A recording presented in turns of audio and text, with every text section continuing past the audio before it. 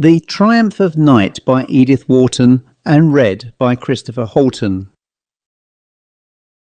It was clear that the sleigh from Waymore had not come, and the shivering young traveller from Boston, who had counted on jumping into it when he left the train at Northridge Junction, found himself standing alone on the open platform, exposed to the full assault of nightfall and winter.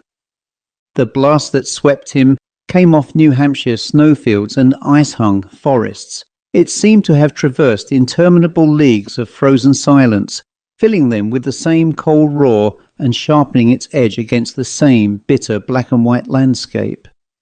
Dark, searching and sword-like, it alternately muffled and harried its victim, like a bullfighter now whirling his cloak and now planting his darts.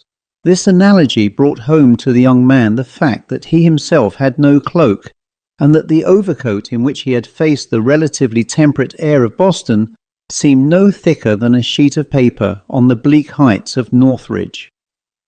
George Faxon said to himself that the place was uncommonly well named. It clung to an exposed ledge over the valley from which the train had lifted him, and the wind combed it with teeth of steel that he seemed actually to hear scraping against the wooden sides of the station. Other building there was none. The village lay far down the road, and thither, since the Waymore sleigh had not come, Faxon saw himself under the necessity of plodding through several feet of snow. He understood well enough what had happened. His hostess had forgotten that he was coming. Young as Faxon was, this sad lucidity of soul had been acquired as the result of long experience, and he knew that the visitors who can least afford to hire a carriage are almost always those whom their hosts forget to send for. Yet to say that Mrs. Colm had forgotten him was too crude a way of putting it. Similar incidents led him to think that she had probably told her maid to tell the butler to telephone the coachman to tell one of the grooms, if no one else needed him, to drive over to Northridge to fetch the new secretary. But on a night like this, what groom who respected his rights would fail to forget the order? Faxon's obvious course was to struggle through the drifts to the village, and there rout out a sleigh to convey him to Waymore. But what if, on his arrival at Mrs. Colm's, no one remembered to ask him what this devotion to duty had cost? That again was one of the contingencies he had expensively learned to look out for, and the perspicacity so acquired told him it would be cheaper to spend the night at the Northridge Inn, and advised Mrs. Colm of his presence there by telephone. He had reached this decision and was about to entrust his luggage to a vague man with a lantern when his hopes were raised by the sound of bells. Two sleighs were just dashing up to the station, and from the foremost there sprang a young man muffled in furs. "Waymore? No, these are not the Waymore sleighs." The voice was that of the youth who had jumped to the platform, a voice so agreeable that in spite of the words it fell consolingly on Faxon's ears. At the same moment the wandering station lantern, casting a transient light on the speaker, showed his features to be in the pleasantest harmony with his voice. He was very fair and very young, hardly in the 20s, Faxon thought, but his face, though full of a morning freshness, was a trifle too thin and fine-drawn, as though a vivid spirit contended in him with a strain of physical weakness. Faxon was perhaps the quicker to notice such delicacies of balance because his own temperament hung on lightly quivering nerves, which yet, as he believed, would never quite swing him beyond a normal sensibility. "You expected a sleigh from Waymore?" the newcomer continued, standing beside Faxon like a slender column of fur. Mrs. Colm's secretary explained his difficulty, and the other brushed it aside with a contemptuous "Oh, Mrs. Colm" that carried both speakers a long way toward reciprocal understanding. "But then you must be—" The youth broke off with a smile of interrogation. "The new secretary, yes, but apparently there are no notes to be answered this evening." Faxon's laugh deepened the sense of solidarity which had so promptly established itself between the two. His friend laughed also. "Mrs. Colm," he explained, "was lunching at my uncle's today, and she said you were due this evening. But 7 hours is a long time for Mrs. Colm to remember anything." "Well," said Faxon philosophically, I suppose that's one of the reasons why she needs a secretary. And I've always the inn at Northridge, he concluded. Oh, but you haven't, though. It burned down last week. The deuce it did, said Faxon. But the humour of the situation struck him before its inconvenience. His life for years past had been mainly a succession of resigned adaptations, and he had learned, before dealing practically with his embarrassments, to extract from most of them a small tribute of amusement. Oh well, there's sure to be somebody in the place who can put me up. No one you could put up with. Besides, Northridge is 3 miles off, and our place, in the opposite direction, is a little nearer. Through the darkness, Faxon saw his friend sketch a gesture of self-introduction. My name's Frank Rayner, and I'm staying with my uncle at Overdale. I've driven over to meet 2 friends of his who are due in a few minutes from New York. If you don't mind waiting till they arrive, I'm sure Overdale can do you better than Northridge. We're only down from town for a few days, but the house is always ready for a lot of people. But your uncle? Faxon could only object with the odd sense through his embarrassment that it would be magically dispelled by his invisible friend's next words. Oh, my uncle, you'll see, I answer for him. I dare say you've heard of him. John Lavington. John Lavington. There was a certain irony in asking if one had heard of John Lavington. Even from a post of observation as obscure as that of Mrs. Culm's secretary, the rumour of John Lavington's money, of his pictures, his politics, his charities, and his hospitality was as difficult to escape as the roar of a cataract in a mountain solitude. It might almost have been said that the one place in which one would not have expected to come upon him was in just such a solitude as now surrounded the speakers, at least in this deepest hour of its desertedness. But it was just like Lavington's brilliant ubiquity to put one in the wrong even there. Oh yes, I've heard of your uncle. Then you will come, won't you? We've only 5 minutes to wait, young Rayner urged, in the tone that dispels scruples by ignoring them, and Faxon found himself accepting the invitation as simply as it was offered. A delay in the arrival of the New York train lengthened their 5 minutes to 15, and as they paced the icy platform, Faxon began to see why it had seemed the most natural thing in the world to accede to his new acquaintance's suggestion. It was because Frank Rayner was one of the privileged beings who simplify human intercourse by the atmosphere of confidence and good humour they diffuse. He produced this effect, Faxon noted, by the exercise of no gift but his youth, and of no art but his sincerity, and these qualities were revealed in a smile of such sweetness that Faxon felt, as never before, what nature can achieve when she deigns to match the face with the mind. He learned that the young man was the ward and the only nephew of John Lavington, with whom he had made his home since the death of his mother, the great man's sister. Mr. Lavington, Rayner said, had been a regular brick to him, but then he is to everyone, you know. And the young fellow's situation seemed in fact to be perfectly in keeping with his person. Apparently the only shade that had ever rested on him was cast by the physical weakness which Faxon had already detected. Young Rayner had been threatened with tuberculosis, and the disease was so far advanced that, according to the highest authorities, banishment to Arizona or New Mexico was inevitable. But luckily my uncle didn't pack me off, as most people would have done, without getting another opinion. Whose? Oh, an awfully clever chap, a young doctor with a lot of new ideas, who simply laughed at my being sent away, and said I'd do perfectly well in New York if I didn't dine out too much, and if I dashed off occasionally to Northridge for a little fresh air. So it's really my uncle's doing that I'm not in exile, and I feel no end better since the new chap told me I needn't bother. Young Rayner went on to confess that he was extremely fond of dining out, dancing and similar distractions, and Faxon, listening to him, was inclined to think that the physician who had refused to cut him off altogether from these pleasures was probably a better psychologist than his seniors. All the same, you ought to be careful, you know. The sense of elder brotherly concern that forced the words from Faxon made him, as he spoke, slip his arm through Frank Rayner's. The latter met the movement with a responsive pressure, "Oh, I am, awfully, and then my uncle has such an eye on me." "But if your uncle has such an eye on you, what does he say to your swallowing knives out here in this Siberian wild?" Rayner raised his fur collar with a careless gesture. "It's not that does it. The cold's good for me." "And it's not the dinners and dances. What is it then?" Faxon good-humouredly insisted, to which his companion answered with a laugh. "Well, my uncle says it's being bored, and I rather think he's right."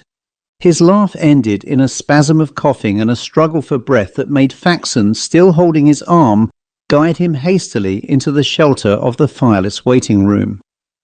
Young Rayner had dropped down on the bench against the wall and pulled off one of his fur gloves to grope for a handkerchief.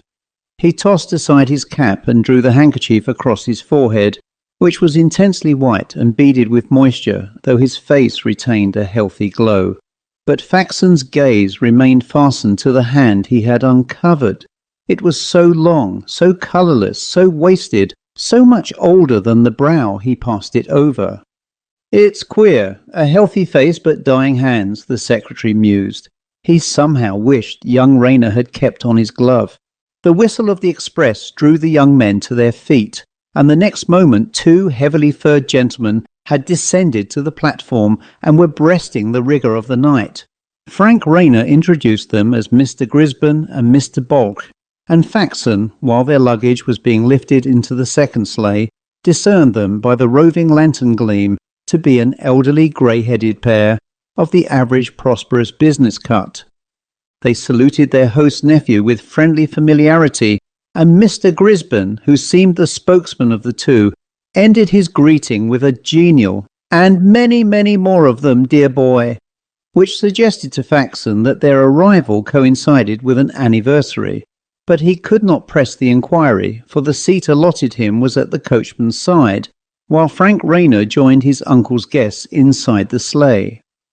A swift flight behind such horses as one could be sure of John Lavington's having brought them to tall gateposts, an illuminated lodge, and an avenue on which the snow had been levelled to the smoothness of marble. At the end of the avenue the long house loomed up, its principal bulk dark, but one wing sending out a ray of welcome, and the next moment Faxon was receiving a violent impression of warmth and light, of hothouse plants, hurrying servants, a vast spectacular oak hall like a stage setting, and in its unreal middle distance a small figure, correctly dressed, conventionally featured, and utterly unlike his rather florid conception of the great John Lavington. The surprise of the contrast remained with him through his hurried dressing in the large luxurious bedroom to which he had been shown. "I don't see where he comes in," was the only way he could put it. So difficult was it to fit the exuberance of Lavington's public personality into his host's contracted frame and manner. Mr. Lavington, to whom Faxon's case had been rapidly explained by young Rayner, had welcomed him with a sort of dry and stilted cordiality that exactly matched his narrow face, his stiff hand, and the whiff of scent on his evening handkerchief. "Make yourself at home, he had repeated, in a tone that suggested, on his own part, a complete inability to perform the feat he urged on his visitor. "Any friend of Frank's, delighted. Make yourself thoroughly at home." In spite of the balmy temperature and complicated conveniences of Faxon's bedroom, the injunction was not easy to obey. It was wonderful luck to have found a night's shelter under the opulent roof of Overdale, and he tasted the physical satisfaction to the full. But the place, for all its ingenuities of comfort, was oddly cold and unwelcoming. He couldn't have said why, and could only suppose that Mr. Lavington's intense personality, intensely negative but intense all the same, must in some occult way have penetrated every corner of his dwelling. Perhaps, though, it was merely that Faxon himself was tired and hungry, more deeply chilled than he had known till he came in from the cold, and unutterably sick of all strange houses and of the prospect of perpetually treading other people's stairs. "I hope you're not famished." Rayner's slim figure was in the doorway. "My uncle has a little business to attend to with Mr. Gisborne, and we don't dine for half an hour. Shall I fetch you, or can you find your way down? Come straight to the dining room, the second door on the left of the long gallery." He disappeared, leaving a ray of warmth behind him, and Faxon, relieved, lit a cigarette and sat down by the fire. Looking about with less haste, he was struck by a detail that had escaped him. The room was full of flowers, a mere bachelor's room, in the wing of a house opened only for a few days, in the dead middle of a New Hampshire winter. Flowers were everywhere, not in senseless profusion, but placed with the same conscious art that he had remarked in the grouping of the blossoming shrubs in the hall. A vase of arum stood on the writing table, a cluster of strange-hued carnations on the stand at his elbow, and from bowls of glass and porcelain clumps of freesia bulbs diffused their melting fragrance. The fact implied acres of glass, but that was the least interesting part of it. The flowers themselves, their quality, selection and arrangement, attested on someone's part, and on whose but John Lavington's, a solicitous and sensitive passion for that particular form of beauty. Well, it simply made the man, as he had appeared to Faxon, all the harder to understand. The half-hour elapsed, and Faxon, rejoicing at the prospect of food, set out to make his way to the dining room. He had not noticed the direction he had followed in going to his room, and was puzzled when he left it to find that two staircases of apparently equal importance invited him. He chose the one to his right, and reached at its foot a long gallery such as Rayner had described. The gallery was empty, the doors down its length were closed, but Rayner had said, "The second to the left," and Faxon, after pausing for some chance enlightenment which did not come, laid his hand on the second knob to the left. The room he entered was square with dusky picture-hung walls. In its centre, about a table lit by veiled lamps, he fancied Mr. Lavington and his guests to be already seated at dinner. Then he perceived that the table was covered not with viands but with papers, and that he had blundered into what seemed to be his host's study. As he paused, Frank Rayner looked up. "Oh, here's Mr. Faxon. Why not ask him?" Mr. Lavington, from the end of the table, reflected his nephew's smile in a glance of impartial benevolence. "Certainly. Come in, Mr. Faxon, if you won't think it a liberty." Mr. Gisborne, who sat opposite his host, turned his head towards the door. "Of course Mr. Faxon's an American citizen?" Frank Rayner laughed. "That's all right. Oh no, not one of your pinpointed pens, Uncle Jack. Haven't you got a quill somewhere?" Mr. Balch, who spoke slowly and as if reluctantly in a muffled voice of which there seemed to be very little left, raised his hand to say, "One moment, you acknowledge this to be—" "My last will and testament." Rayner's laugh redoubled. "Well, I won't answer for the last. It's the first anyway." "It's a mere formula," Mr. Balch explained. "Well, here goes." Rayner dipped his quill in the inkstand his uncle had pushed in his direction and dashed a gallant signature across the document. Faxon, understanding what was expected of him, and conjecturing that the young man was signing his will on the attainment of his majority, had placed himself behind Mr. Gisborne, and stood awaiting his turn to affix his name to the instrument. Rayner, having signed, was about to push the paper across the table to Mr. Balch, but the latter, again raising his hand, said in his sad, imprisoned voice, "The seal." "Oh, does there have to be a seal?" Faxon, looking over Mr. Gisborne at John Lavington, saw a faint frown between his impassive eyes. "Really, Frank?" He seemed, Faxon thought, slightly irritated by his nephew's frivolity. "Who's got a seal?" Frank Rayner continued, glancing about the table. "There doesn't seem to be one here." Mr. Gisborne interposed. "A wafer will do, Lavington. You have a wafer?" Mr. Lavington had recovered his serenity. "There must be some in one of the drawers, but I'm ashamed to say I don't know where my secretary keeps these things. He ought to have seen to it that a wafer was sent with the document." "Oh, hang it!" Frank Rayner pushed the paper aside. "It's the hand of God, and I'm as hungry as a wolf. Let's dine first, Uncle Jack." "I think I've a seal upstairs," said Faxon. Mr. Lavington sent him a barely perceptible smile. "So sorry to give you the trouble. Oh, I say, don't send him after it now. Let's wait till after dinner. Mr. Lavington continued to smile on his guest, and the latter, as if under the faint coercion of the smile, turned from the room and ran upstairs. Having taken the seal from his writing case, he came down again, and once more opened the door of the study. No one was speaking when he entered. They were evidently awaiting his return with the mute impatience of hunger, and he put the seal in Rayner's reach and stood watching while Mr. Gisburn struck a match and held it to one of the candles flanking the inkstand. As the wax descended on the paper, Faxon remarked again the strange emaciation, the premature physical weariness of the hand that held it. He wondered if Mr. Lavington had ever noticed his nephew's hand, and if it were not poignantly visible to him now. With this thought in his mind, Faxon raised his eyes to look at Mr. Lavington. The great man's gaze rested on Frank Rayner with an expression of untroubled benevolence, and at the same instant Faxon's attention was attracted by the presence in the room of another person, who must have joined the group while he was upstairs searching for the seal. The newcomer was a man of about Mr. Lavington's age and figure, who stood just behind his chair, and who, at the moment when Faxon first saw him, was gazing at young Rayner with an equal intensity of attention. The likeness between the two men, perhaps increased by the fact that the hooded lamps on the table left the figure behind the chair in shadow, struck Faxon the more because of the contrast in their expression.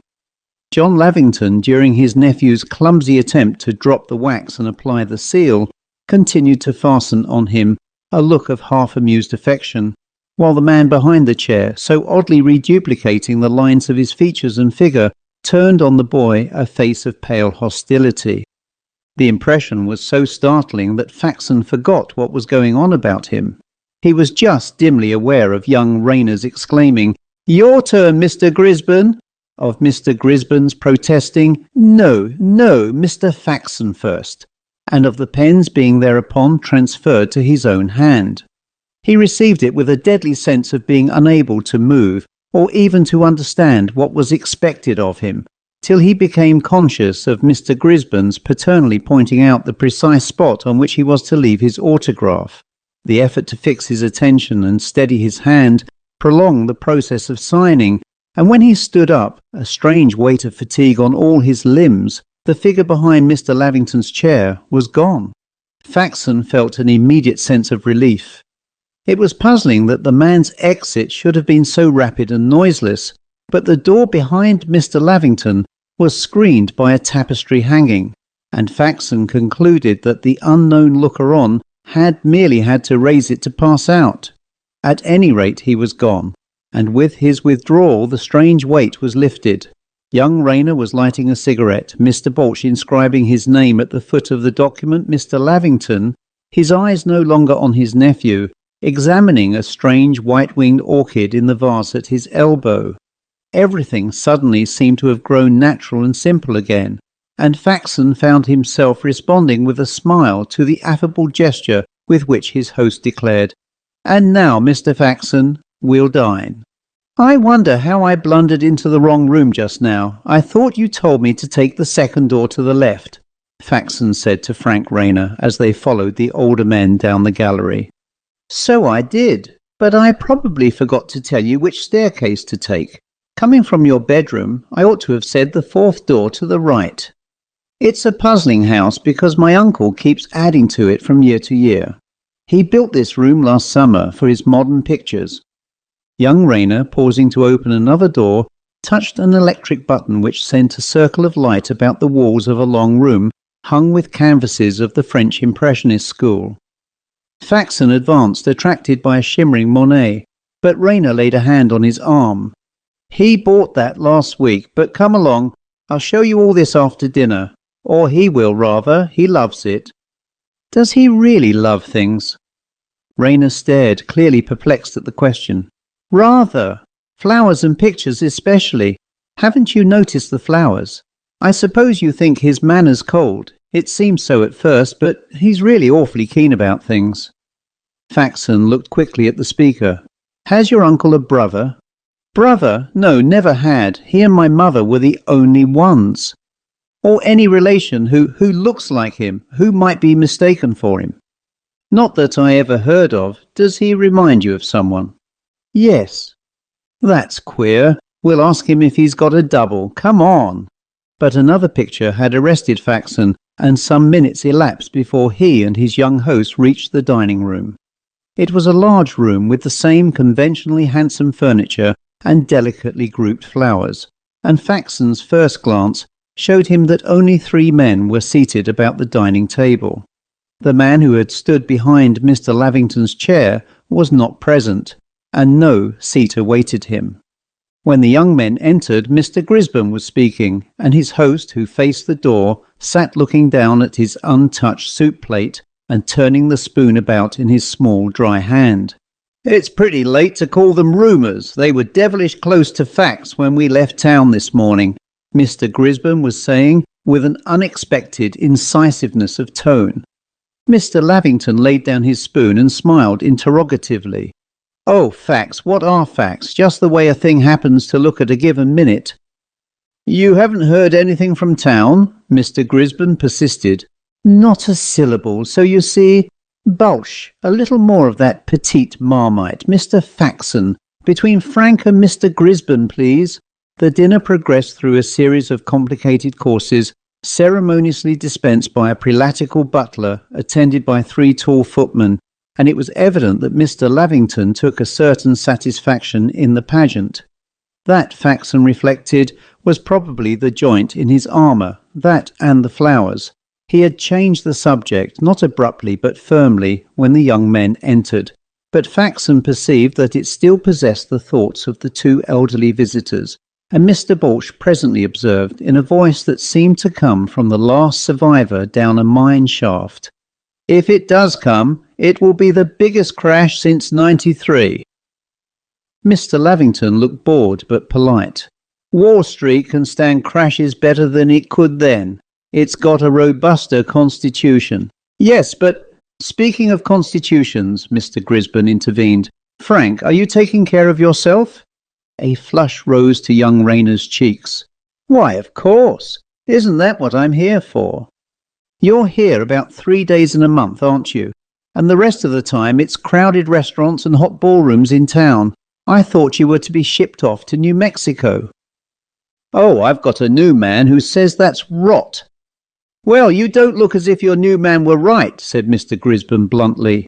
Faxon saw the lad's colour fade and the rings of shadow deepen under his gay eyes. At the same moment his uncle turned to him with a renewed intensity of attention.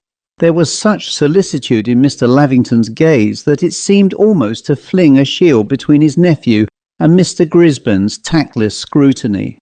We think Frank's a good deal better, he began. This new doctor... The butler, coming up, bent to whisper a word in his ear, and the communication caused a sudden change in Mr. Lavington's expression. His face was naturally so colourless that it seemed not so much to pale as to fade, to dwindle and recede into something blurred and blotted out. He half rose, sat down again, and sent a rigid smile about the table. Will you excuse me? The telephone. Peters, go on with the dinner.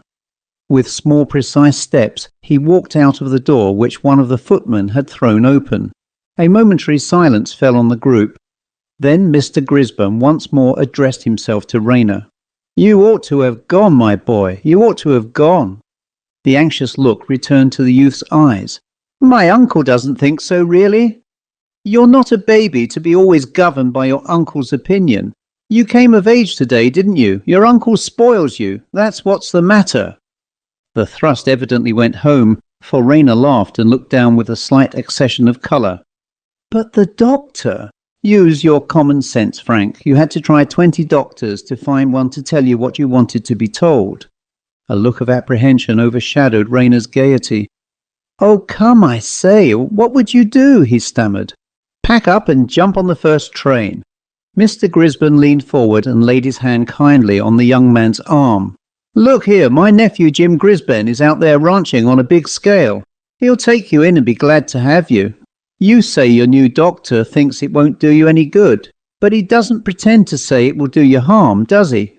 Well then, give it a trial. It'll take you out of hot theatres and night restaurants anyhow, and all the rest of it. Eh, Bolge?" "Go," said Mr. Bolge hollowly.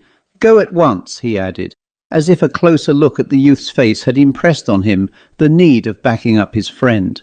Young Rayner had turned ashy pale. He tried to stiffen his mouth into a smile. "Do I look as bad as all that?" Mr. Grisbin was helping himself to terrapin. "You look like the day after an earthquake," he said. The terrapin had encircled the table and been deliberately enjoyed by Mr. Lavington's 3 visitors. Rayner, Faxon noticed, left his plate untouched before the door was thrown open to readmit their host. Mr. Lavington advanced with an air of recovered composure.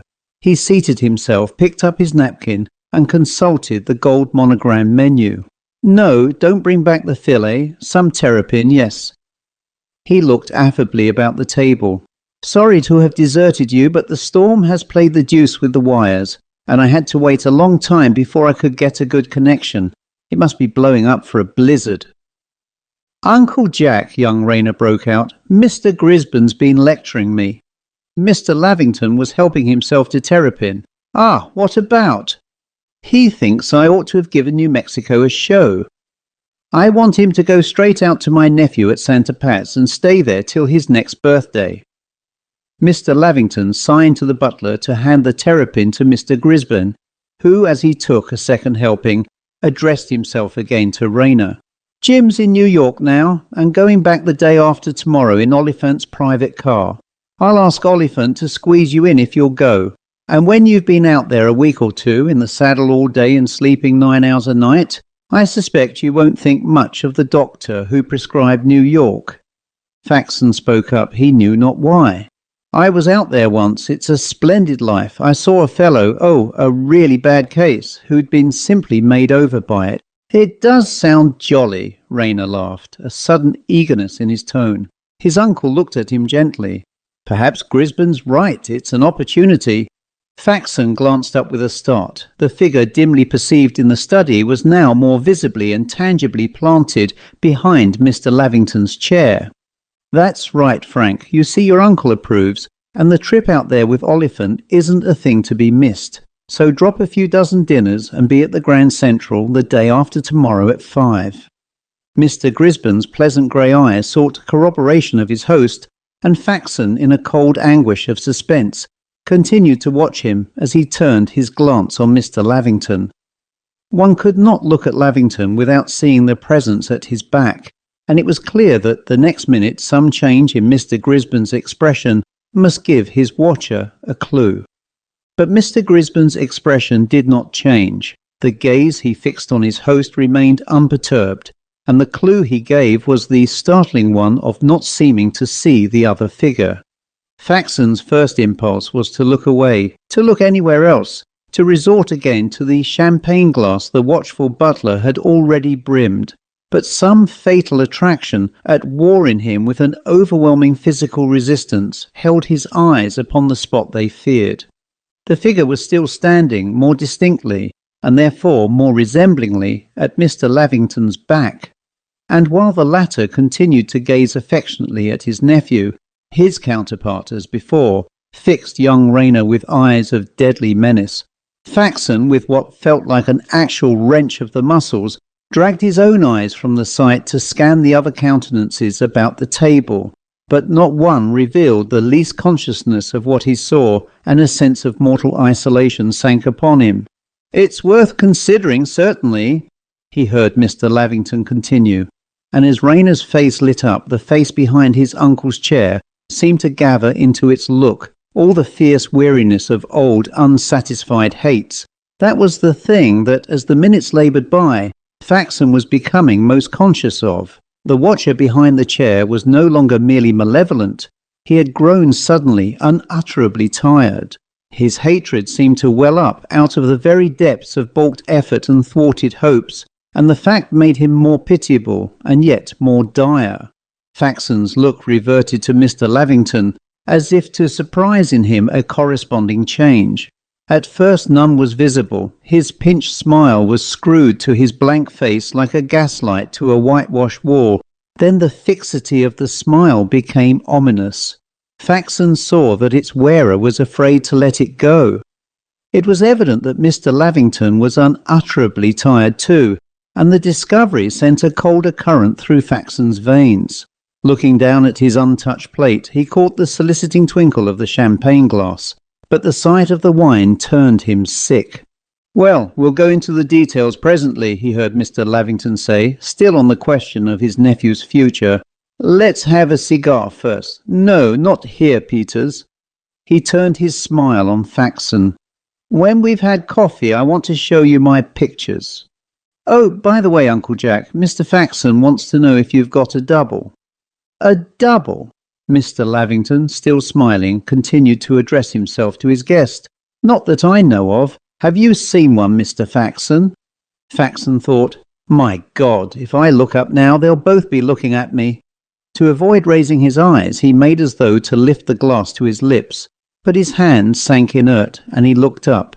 Mr. Lavington's glance was politely bent on him, but with a loosening of the strain about his heart, he saw that the figure behind the chair still kept its gaze on Rayner.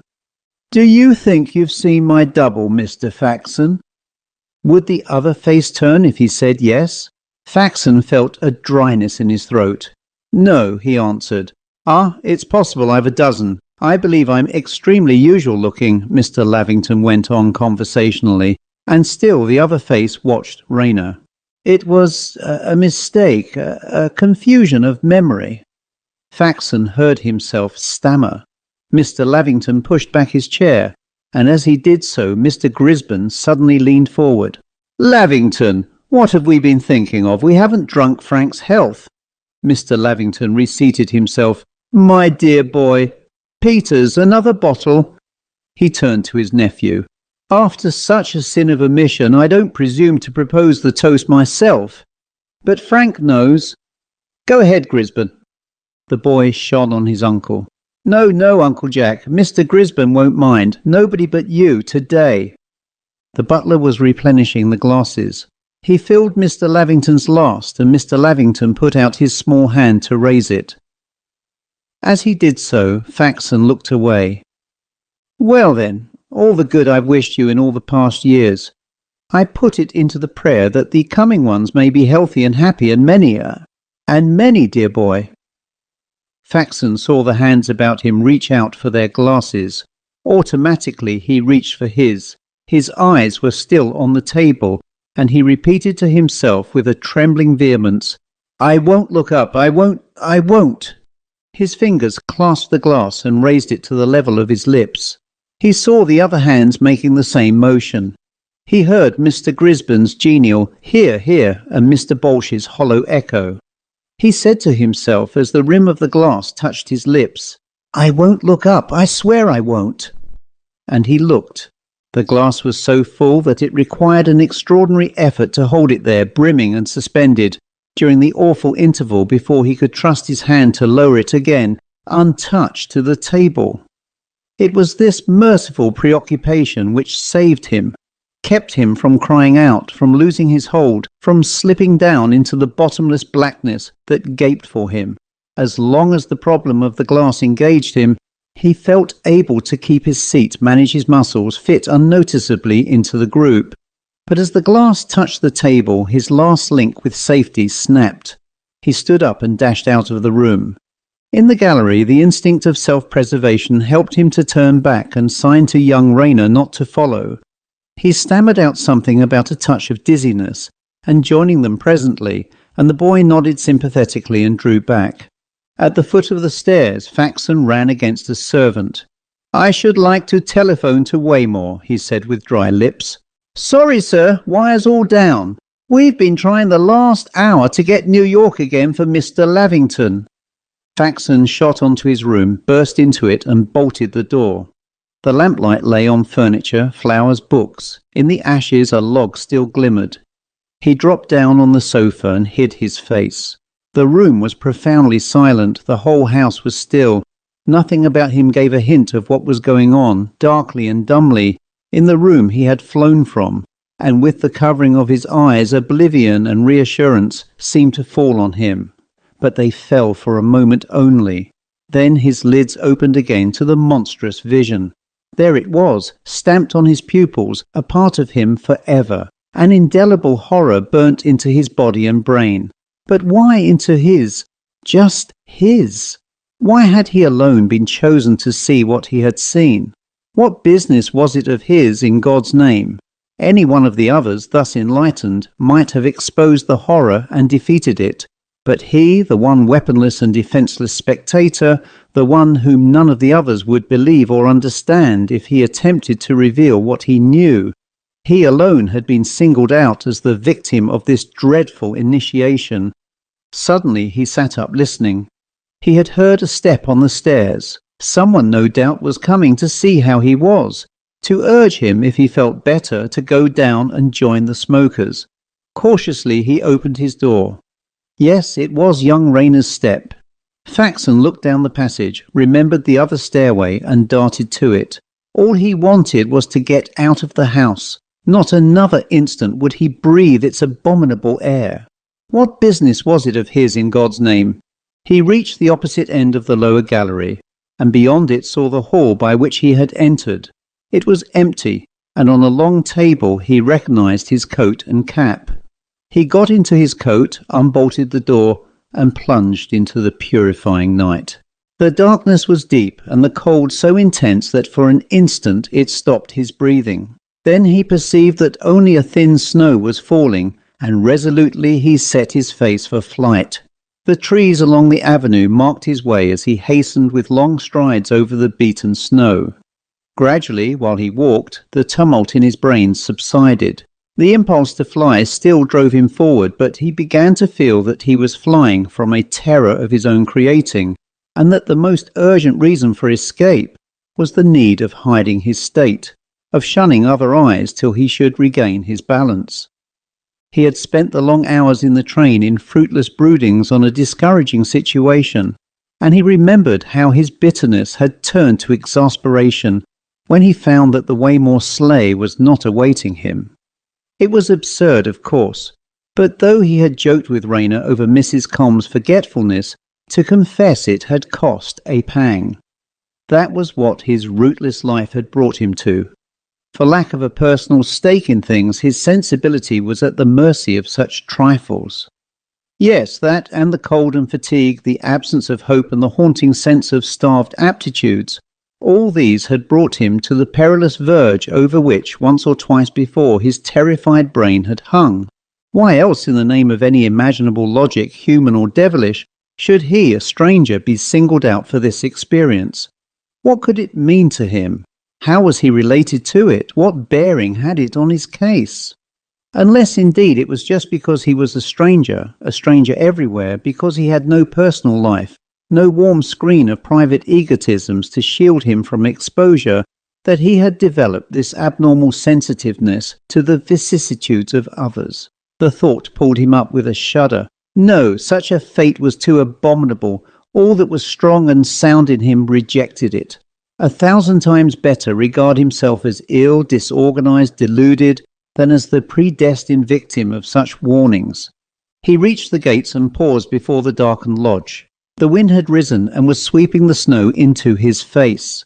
The cold had him in its grasp again, and he stood uncertain. Should he put his sanity to the test and go back? He turned and looked down the dark drive to the house. A single ray shone through the trees, evoking a picture of the lights, the flowers, the faces grouped about that fatal room. He turned and plunged out into the road. He remembered that about a mile from Overdale the coachman had pointed out the road to Northridge, and he began to walk in that direction. Once in the road, he had the gale in his face, and the wet snow on his moustache and eyelashes instantly hardened to ice.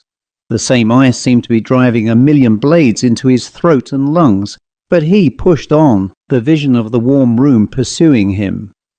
The snow in the road was deep and uneven. He stumbled across ruts and sank into drifts, and the wind drove against him like a granite cliff. Now and then he stopped, gasping, as if an invisible hand had tightened an iron band about his body. Then he started again, stiffening himself against the stealthy penetration of the cold. The snow continued to descend out of a pall of inscrutable darkness, and once or twice he paused, fearing he had missed the road to Northridge. But seeing no sign of a turn, he ploughed on. At last, feeling sure that he had walked for more than a mile, he halted and looked back.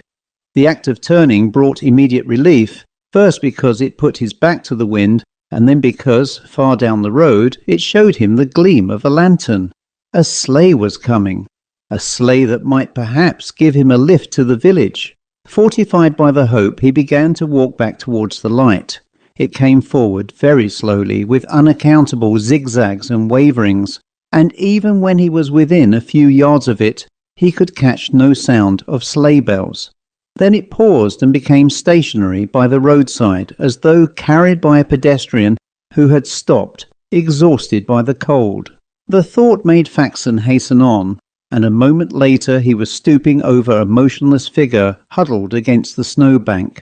The lantern had dropped from its bearer's hand, and Faxon, fearfully raising it, threw its light into the face of Frank Rayner. "Rayner, what on earth are you doing here?" The boy smiled back through his pallor. "What are you, I'd like to know?" he retorted, and scrambling to his feet with a clutch on Faxon's arm, he added gaily, "Well, I've run you down." Faxon stood confounded, his heart sinking. The lad's face was grey. "What madness!" he began. "Yes, it is. What on earth did you do it for?"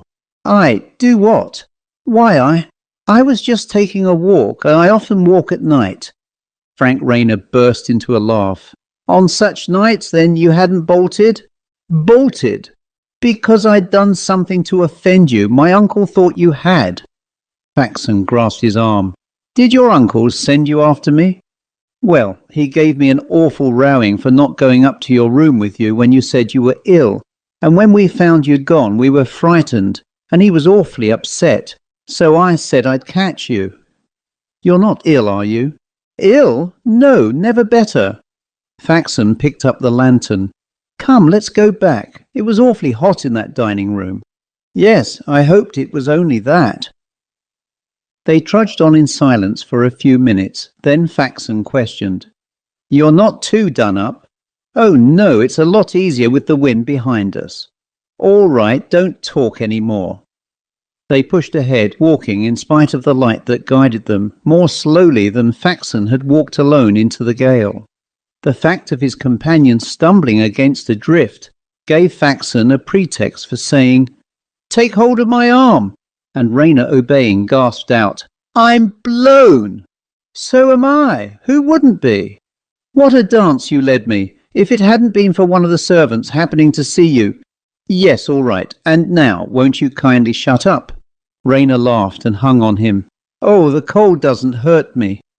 For the first few minutes after Rayner had overtaken him, anxiety for the lad had been Faxon's only thought. But as each labouring step carried them nearer to the spot he had been fleeing, the reasons for his flight grew more ominous and more insistent. No, he was not ill, he was not distraught and deluded. He was the instrument singled out to warn and save, and here he was, irresistibly driven, dragging the victim back to his doom. The intensity of the conviction had almost checked his steps, but what could he do or say? At all costs he must get Rayner out of the cold, into the house and into his bed. After that he would act. The snowfall was thickening, and as they reached a stretch of the road between open fields, the wind took them at an angle, lashing their faces with barbed thongs. Rayner stopped to take breath, and Faxon felt the heavier pressure of his arm. "When we get to the lodge, can't we telephone to the stable for a sleigh?" "If they're not all asleep at the lodge." "Oh, I'll manage. Don't talk," Faxon ordered, and they plodded on. At length the lantern rays showed ruts that curved away from the road under tree darkness. Faxon's spirits rose. "There's the gate. We'll be there in 5 minutes." As he spoke, he caught above the boundary hedge the gleam of a light at the farther end of the dark avenue. It was the same light that had shone on the scene of which every detail was burnt into his brain, and he felt again its overpowering reality. No, he couldn't let the boy go back. They were at the lodge at last, and Faxon was hammering on the door. He said to himself, "I'll get him inside first and make them give him a hot drink. Then I'll find an argument." There was no answer to his knocking, and after an interval Rayner said, "Look here, we'd better go on." "No, I can, perfectly." "You shan't go to the house, I say." Faxon redoubled his blows, and at length steps sounded on the stairs. Rayner was leaning against the lintel, and as the door opened the light from the hall flashed on his pale face and fixed eyes. Faxon caught him by the arm and drew him in. It was cold out there, he sighed, and then abruptly, as if invisible shears at a single stroke had cut every muscle in his body, he swerved, drooped on Faxon's arm, and seemed to sink into nothing at his feet. The lodgekeeper and Faxon bent over him, and somehow between them lifted him into the kitchen and laid him on a sofa by the stove. The lodgekeeper, stammering, "I'll ring up the house," dashed out of the room, but Faxon heard the words without heeding them. Omens mattered nothing now beside this woe fulfilled. He knelt down to undo the fur collar about Rayner's throat, and as he did so, he felt a warm moisture on his hands. He held them up and they were red. The palms threaded their endless line along the yellow river. The little steamer lay at the wharf, and George Faxon, sitting in the veranda of the wooden hotel, idly watched the coolies carrying the freight across the gangplank. He had been looking at such scenes for 2 months. Nearly 5 had elapsed since he had descended from the train at Northridge and strained his eyes for the sleigh that was to take him to Waymore, which he was never to behold. Part of the interval, the first part, was still a great grey blur. Even now he could not be quite sure how he had got back to Boston, reached the house of a cousin, and been thence transferred to a quiet room looking out on snow under bare trees. He looked out a long time at the same scene, and finally one day a man he had known at Harvard came to see him and invited him to go out on a business trip to the Malay Peninsula. "You've had a bad shake-up, and it'll do you no end of good to get away from things." When the doctor came the next day, it turned out that he knew of the plan and approved it. "You ought to be quiet for a year. Just loaf and look at the landscape," he advised. Faxon felt the first faint stirrings of curiosity. "What's been the matter with me, anyway?" "Well, overwork, I suppose. You must have been bottling up for a bad breakdown before you started for New Hampshire last December, and the shock of that poor boy's death did the rest." Ah, yes, Rayner had died. He remembered. He started for the east, and gradually, by imperceptible degrees, life crept back into his weary bones and leaden brain. His friend was patient and considerate, and they travelled slowly and talked little. At first Faxon had felt a great shrinking from whatever touched on familiar things. He seldom looked at a newspaper, and he never opened a letter without a contraction of the heart. It was not that he had any special cause for apprehension, but merely that a great trail of darkness lay on everything. He had looked too deep down into the abyss. But little by little health and energy returned to him, and with them the common promptings of curiosity. He was beginning to wonder how the world was going, and when presently the hotel keeper told him there were no letters for him in the steamer's mailbag, he felt a distinct sense of disappointment. His friend had gone into the jungle on a long excursion, and he was lonely, unoccupied, and wholesomely bored. He got up and strolled into the stuffy reading room. There he found a game of dominoes, a mutilated picture puzzle, some copies of Zion's Herald, and a pile of New York and London newspapers. He began to glance through the papers and was disappointed to find that they were less recent than he had hoped. Evidently the last numbers had been carried off by luckier travellers. He continued to turn them over, picking out the American ones first. These, as it happened, were the oldest. They dated back to December and January. To Faxon, however, they had all the flavour of novelty, since they covered the precise period during which he had virtually ceased to exist. It had never before occurred to him to wonder what had happened in the world during that interval of obliteration, but now he felt a sudden desire to know. To prolong the pleasure, he began by sorting the papers chronologically, and as he found and spread out the earliest number, the date at the top of the page entered into his consciousness like a key slipping into a lock. It was the 17th of December, the date of the day after his arrival at Northridge. He glanced at the first page and read in blazing characters, "Reported failure of Opal Cement Company. Lavington's name involved. Gigantic exposure of corruption shakes Wall Street to its foundations." He read on, and when he had finished the first paper, he turned to the next. There was a gap of 3 days, but the Opal Cement investigation still held the centre of the stage. From its complex revelations of greed and ruin, his eye wandered to the death notices, and he read, "Rayner, suddenly at Northridge, New Hampshire. Francis John, only son of the late."